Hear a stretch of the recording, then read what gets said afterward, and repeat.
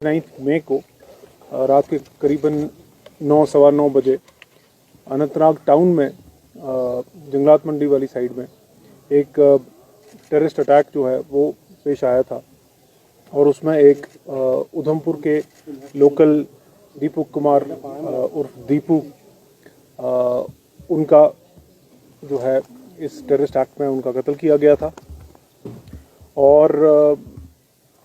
इसके बाद ही हालांकि वो बिल्कुल बरलबे हॉस्पिटल था वो इंसिडेंट साइट, और उनको इसके बाद जब वहाँ शिफ्ट किया गया बट अनफॉर्चुनेटली वो ब्रॉड डेड करार दिए गए।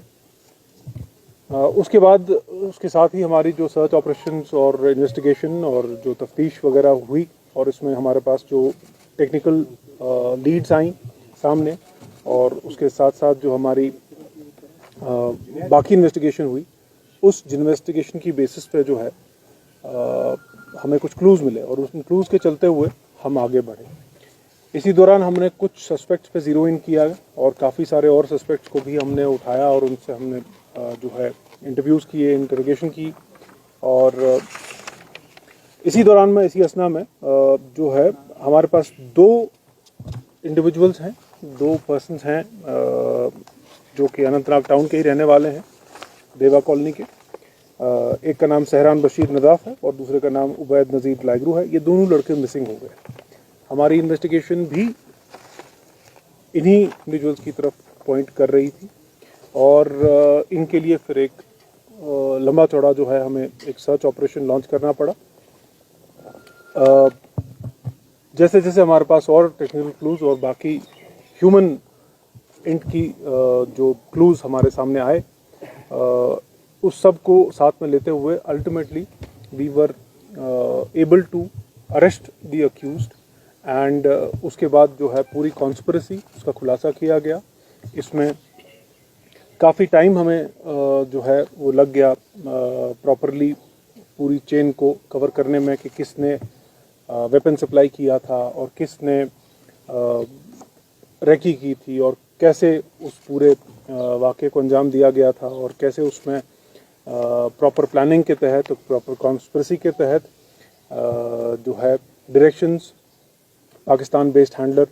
खालिद कामरान, जो कि जैश मोहम्मद या उसका front organisation Kashmir freedom fighters करके एक एलिजिड ग्रुप है,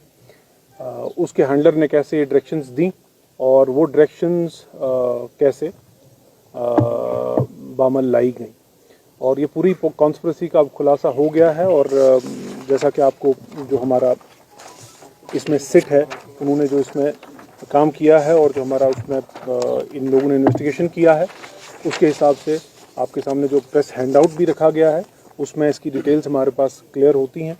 कि हमारे पास अभी तक इसमें एक AK-47 मैगज़ीन,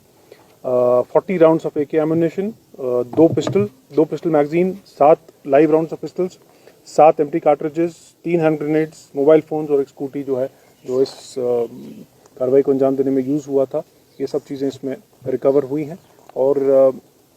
अभी भी इसमें कुछ हमारे 1-2 लीड्स जो हैं वो जारी हैं और उन पे काम चल रहा है। तो सर क्या आप इसको ये एक चैलेंज था, ये बहुत बड़ा एक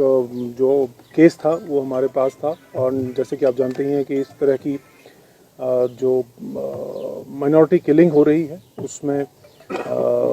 कई सारे एक बहुत मोडस ऑपरेंडी जिसको हम कहते हैं वो यूज़ हो रहे हैं। बार बार हैंडलर की तरफ से ये डायरेक्शन आती है कि स्पेसिफिकली किसी कम्युनिटी को टारगेट किया जाए, और अक्सर व बेशतर आपने देखा कि इस साल हमारे पास काफ़ी सारे